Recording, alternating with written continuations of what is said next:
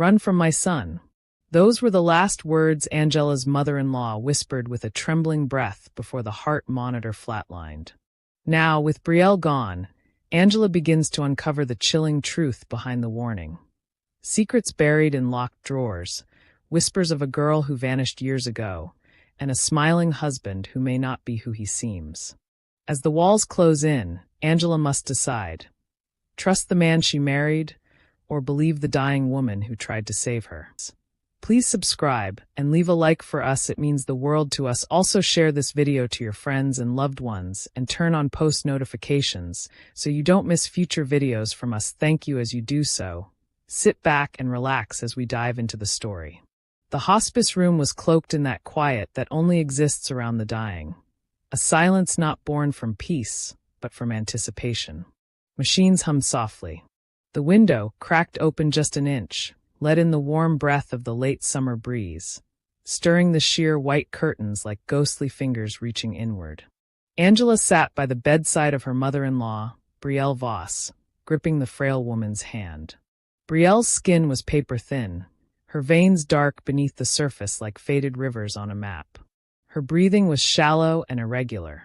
Tubes trailed from her nose and wrists, and the green heart monitor displayed a weakening rhythm, fragile, erratic, fading. Despite the physical deterioration, Belle's mind had been remarkably lucid in her final days. She'd spoken in clipped riddles, hinted at past regrets, and had started looking at Angela in a way that felt like more than just familial affection, like fear and urgency mingled behind her pale eyes. Angela, emotionally exhausted and heavy with the weight of watching someone die by inches, leaned in and whispered, "Do you want water, Belle?" Belle didn't answer. Instead, her fingers suddenly clamped down around Angela's wrist, tight, bony, and surprisingly forceful. Her cloudy eyes snapped open, locking with Angela's. For a second, Belle looked almost awake. Her lips trembled. Her throat worked as though words were stuck, struggling to surface. Angela leaned in closer, startled. "What is it? What do you need?" Belle's voice came as a hoarse whisper, dragged through dust and time. But the words were unmistakable. "Run from my son." Angela blinked. "What?" Belle's grip tightened. Her gaze burned, not delirious, but intentional. "Run from Marcus." And then her fingers released. Her head fell back onto the pillow with a long exhale. The heart monitor screamed a single, high note. Flatline. A nurse rushed in as Angela sat motionless, unable to process what she had just heard. Belle was gone. Marcus arrived 10 minutes later, his shirt wrinkled from the drive, dark circles under his eyes. He wrapped his arms around Angela and pulled her into his chest. She didn't hug him back. She felt hollow. Her brain played those last 3 words on repeat. "Run from my son." Marcus held her tighter, kissed the top of her head. "I'm sorry, baby. I didn't make it in time." Angela forced herself to nod. She couldn't speak. Her lips were dry, her mind distant. That whisper didn't feel like a hallucination. It felt like a warning. And somewhere deep inside her, something began to unravel. The old house creaked like it was mourning. Angela stood in the foyer of Belle's Victorian-style home, the silence pressing down on her chest like humidity before a storm. Though the neighborhood had modernized, Belle's house remained defiantly old-fashioned. Faded wallpaper, oil paintings of grim ancestors, and antique furniture that looked as though it might collapse if stared at too hard. Angela had come alone, telling Marcus she needed to sort through some of Belle's things. But the truth was more complicated. That dying whisper, "Run from my son," had infected her like a splinter under the skin. She hadn't told Marcus. Couldn't. Every time she looked at him now, she heard Belle's voice in the back of her mind like a warning bell, urgent and cold. Upstairs, in Belle's bedroom, dust danced lazily in shafts of late afternoon sunlight. The room smelled of lavender and old books.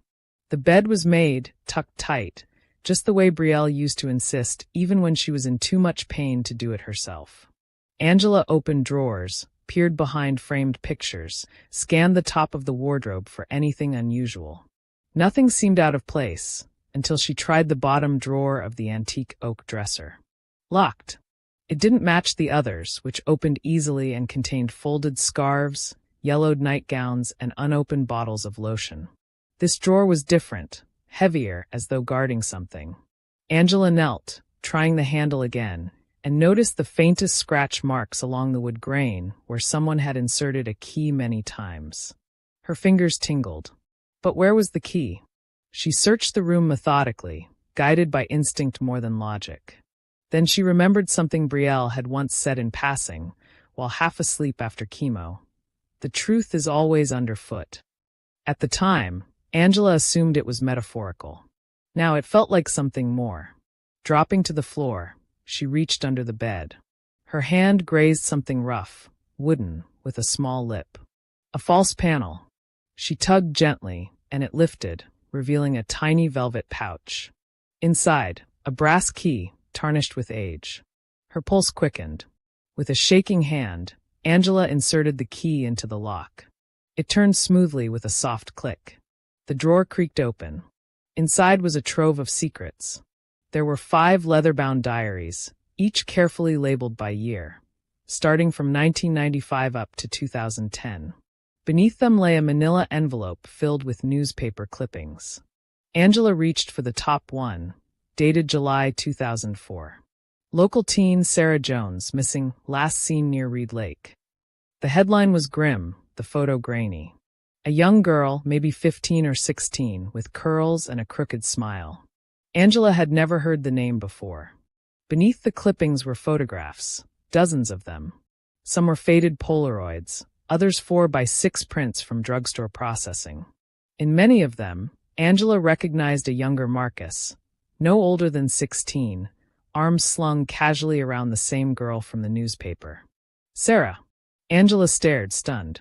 The familiarity in Marcus's face, a grin she had once found charming, now looked different. Calculated. She picked up one of the diaries and flipped to a bookmarked page. Brielle's handwriting was tight, elegant, and laced with unease. June 18, 2004. Marcus came home late again. Clothes muddy, scratches on his neck. He said he got into a fight at the lake with some boys, but I don't believe him. He looked euphoric. I saw Sarah yesterday. She had a bruise on her cheek. When I asked, she avoided my eyes. I'm afraid something is wrong. Angela closed the diary slowly, the weight of it nearly suffocating her. Another entry caught her eye, scrawled at the back of the same book. If I disappear, or if something happens to me, it's Marcus. My son. My only child. I've failed him. And now I fear he will make me regret ever hiding the truth. Angela sat back on the floor, her heartbeat thundering in her ears. She couldn't breathe. This wasn't just a troubled boy. This was something darker. Marcus had never mentioned Sarah. Not once. Not in the 5 years they'd been married. She carefully put everything back into the drawer and locked it. As she turned off the light and stepped into the hallway, her phone vibrated. Marcus, hey, you heading home soon? Miss you. She stared at the message. Her thumb hovered over the reply button.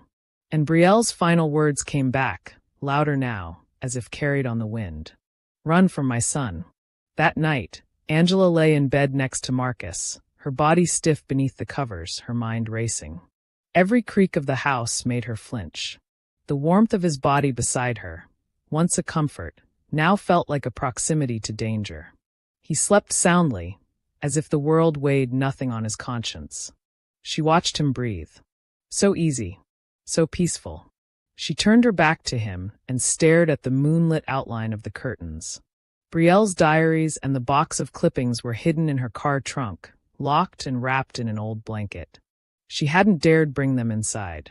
By morning, Angela made up an excuse to avoid breakfast, said she had errands to run, and drove straight to a nearby library. She didn't want to risk using the home computer. Too traceable. Too close. Sitting at a dusty public terminal, she typed into the search bar. Sarah Jones missing 2004 Reed Lake. The first few results were just old police bulletins, dry language, sterile facts. Last seen walking home from a summer party. Foul play suspected but unconfirmed. No body recovered. But then a link caught her attention. In loving memory of Sarah, blog archive, last updated 2013. She clicked. The page was simple.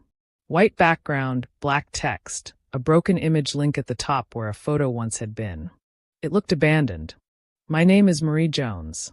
I started this blog when my daughter Sarah went missing in July 2004. She was 16, a junior in high school. She loved poetry, had a bad habit of biting her pen caps, and wanted to be a veterinarian. Angela scrolled, eyes locked on every word. Police investigated the usual suspects. They talked to friends, to her boyfriend Marcus Voss. They said they couldn't find evidence to hold anyone. Angela's stomach turned. Boyfriend. Marcus. After a few months, the case went cold. Marcus moved away for college. His mother stopped returning our calls. We never got answers. Angela leaned back, pulse loud in her ears. She hadn't known Marcus in high school. They met as adults. He told her only the basic things. Raised by a single mom, loved books, liked camping, had no siblings. He'd told her he'd never been in a serious relationship before. That had been a lie. Hands trembling, Angela clicked on an older blog post titled Her Smile. It opened to a grainy, scanned photo of Sarah, blurry but unmistakable. The same girl from the photos in Brielle's drawer. Black curls. One dimple. Soft, hopeful eyes. She was laughing at something off camera.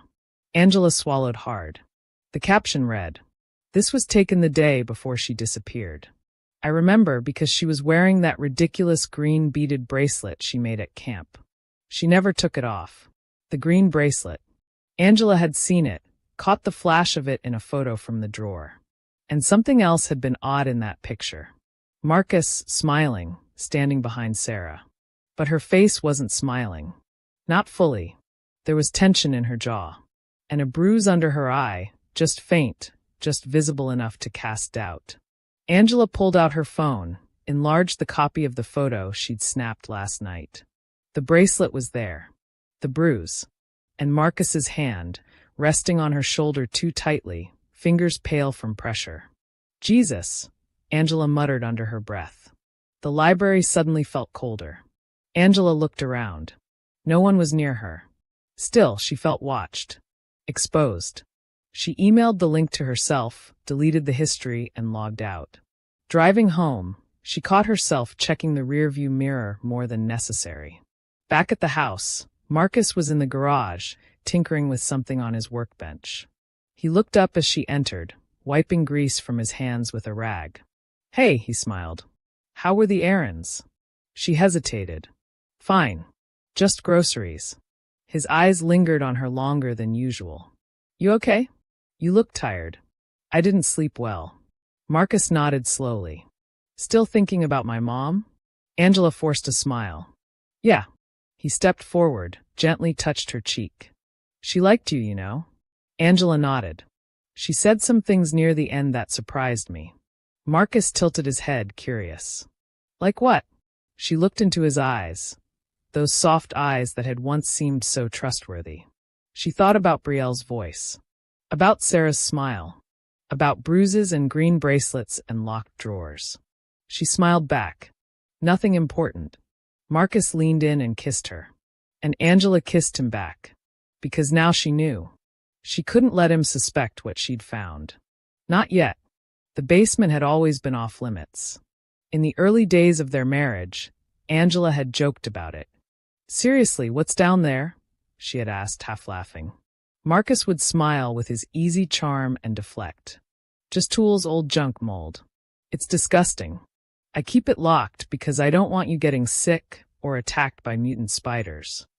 It was delivered with a wink, and Angela, naive and newly in love, hadn't pressed him. But now? Now the door looked less like a nuisance and more like a sealed confession. It was a Tuesday morning, and Marcus was away, off to a client meeting in the city, leaving behind a kiss on her temple and a thermos of coffee. Angela had waved him off with a smile, waited 10 minutes after the car pulled away, then gone straight to the garage. She knew exactly where he kept the spare keys now. She'd watched him once through the hallway mirror, noticed the subtle way he reached behind the old radiator panel when locking up for the night. The key was there. She gripped it tightly, heart pounding, every step toward the basement door louder than it needed to be. The lock gave with a click that seemed to echo through the house. She opened the door slowly. A gust of cold, stale air greeted her. The stairs were steep, the kind that looked older than the house itself. The light switch sparked for a second before the lone bulb flickered on, casting a jaundiced glow over the room. She descended. The basement was quiet, too quiet. Concrete floor. Exposed pipes overhead. The walls were lined with old storage shelves filled with tools, paint cans, boxes marked Smaz and Misk. But it wasn't those things that drew her eye. It was the back wall. Something about it felt wrong. Angela walked forward, scanning the area, and spotted a faint seam near the corner. She knelt. The wall wasn't solid brick like the others. It was wood, painted to match but not quite perfect. Her fingers tapped along until they found a hollow sound. She stood and ran her hands across the surface. A thin vertical crack ran top to bottom, barely noticeable. To the side, under a hanging tarp, was a rusted iron ring embedded in the floor. She pulled. The wooden panel lifted like a trapdoor. The smell hit her first, stale air thick with dust, rot, and bleach. The darkness below yawned open like a mouth. She hesitated, then grabbed the flashlight from a nearby shelf and aimed it downward. Wooden steps descended into a smaller, hidden subcellar. She climbed down slowly. The room below was small, maybe 10 by 10 feet, with concrete walls and a single flickering bulb swaying gently overhead. It was colder down here, like the sun had never touched this place. The floor was covered in dirt. In the corner was a pile of bones. At first, she hoped they were animal, maybe from raccoons or strays, but the size of one femur suggested otherwise. She stepped closer. There was a black plastic bag near the wall. Something inside it was wrapped in cloth. She opened it. Clothing. A torn sweatshirt. Faded denim. A strip of green beads. Her breath caught.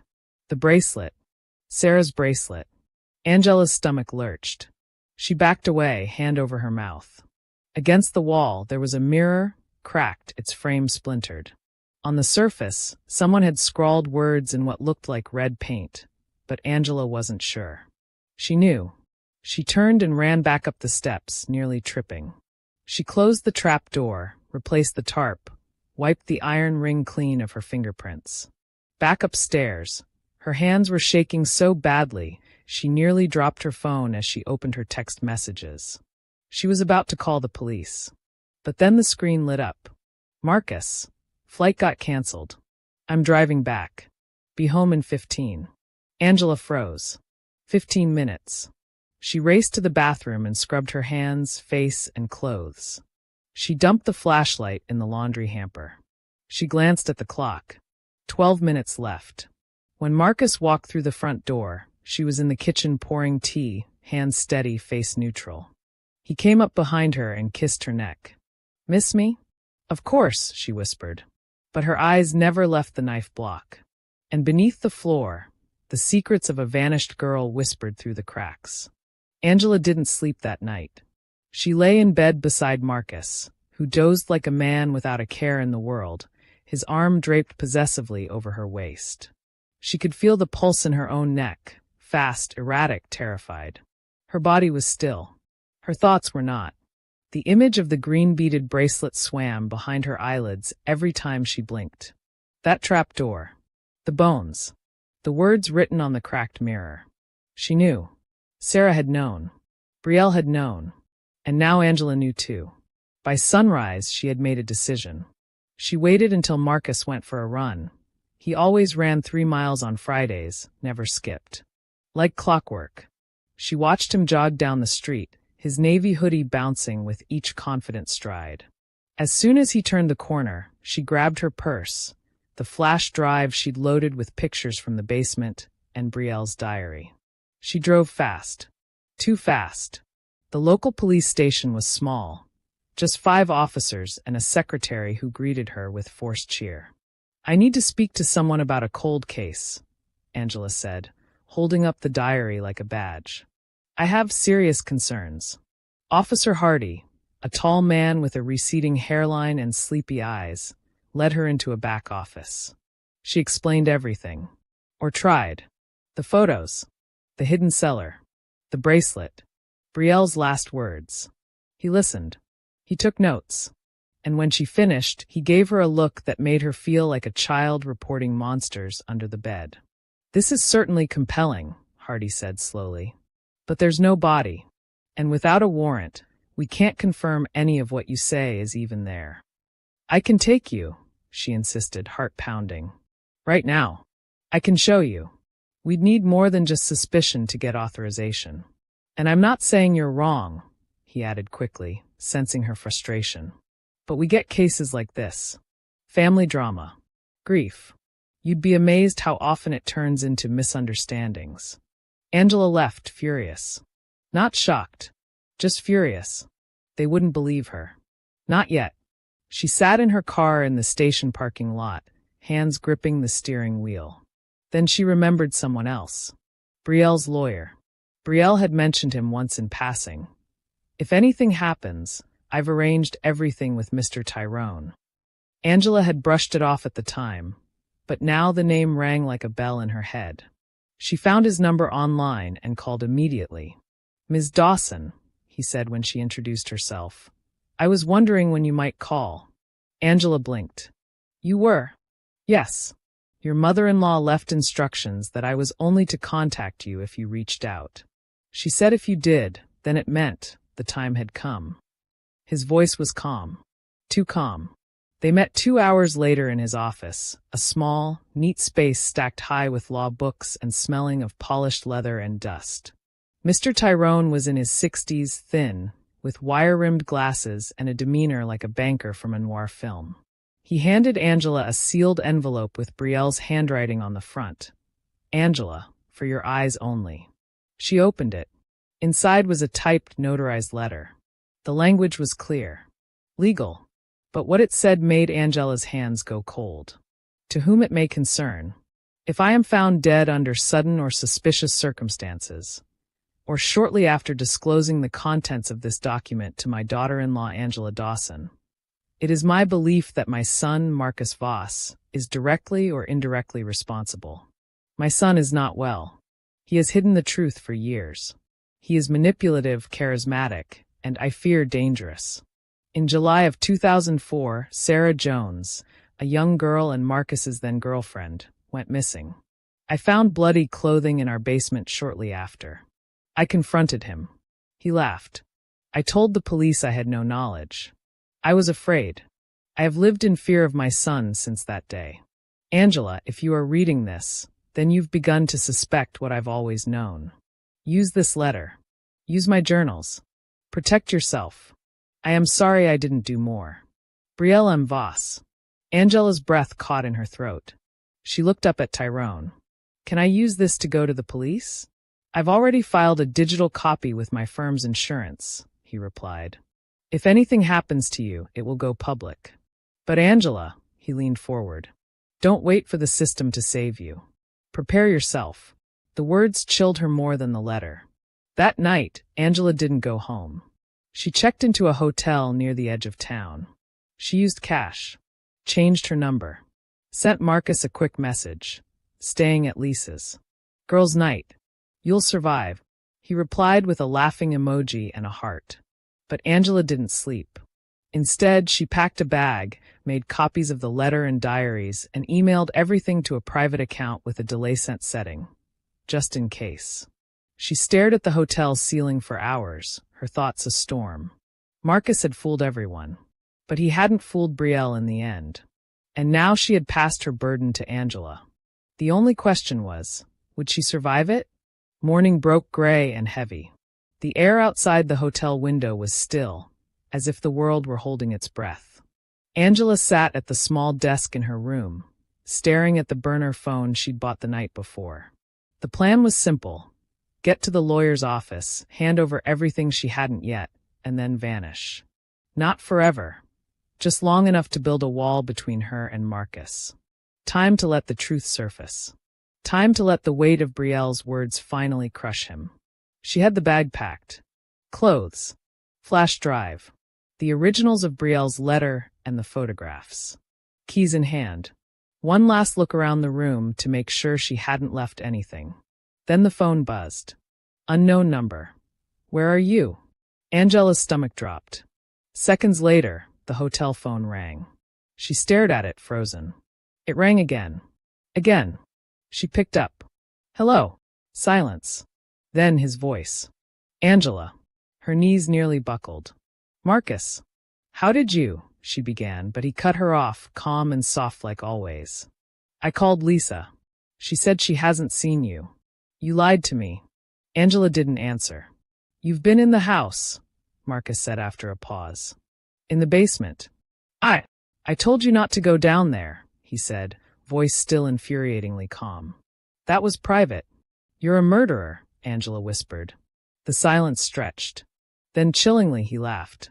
Do you know how many times I've heard that word? He said. From my mother. From Sarah.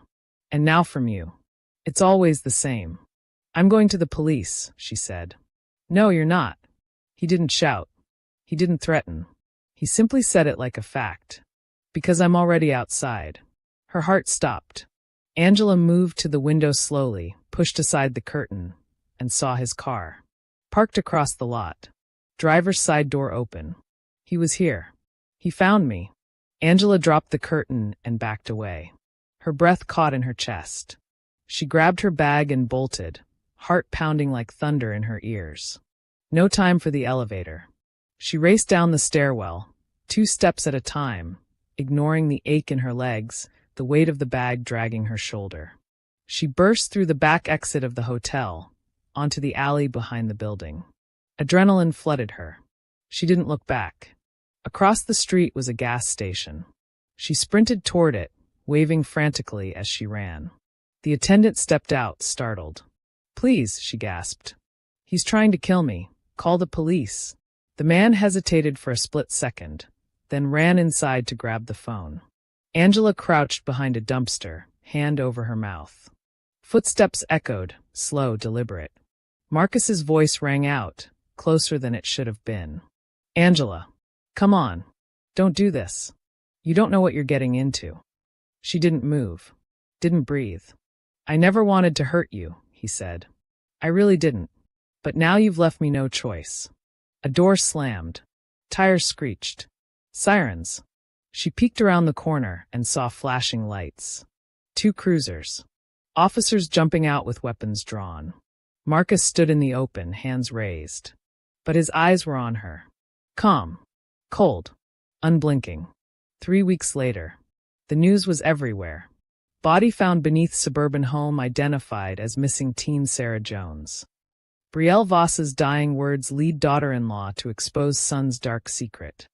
Marcus Voss arrested on multiple charges, including first-degree murder. They had found more than just Sarah's remains in the cellar. Journals. Trophies. Personal effects from other girls the police hadn't even known were missing yet. He was being held without bail, and prosecutors were already preparing for a capital murder trial. Angela watched it unfold from a quiet town 200 miles away. A different name on her mailbox. A different state on her license plate. She had vanished. But she hadn't run blindly. She had escaped, the way Brielle had wanted her to. The way Brielle couldn't. One morning a package arrived. No return address. Inside was a small velvet box. She opened it. The green beaded bracelet. Cleaned. Restored. And beneath it, a note in Brielle's unmistakable cursive. For surviving what I could not. Angela stared at it for a long time, the bracelet warm in her palm, her fingers trembling. She hadn't just survived. She had ended it. Thank you so much for listening to this story at Folklore Chronicles-Kstories. And please, if you haven't subscribed to my channel, kindly click on the subscribe button. Turn on the notification so when I post more stories like this, you'll be the first to get them. And if you're a returning subscriber, thank you so much.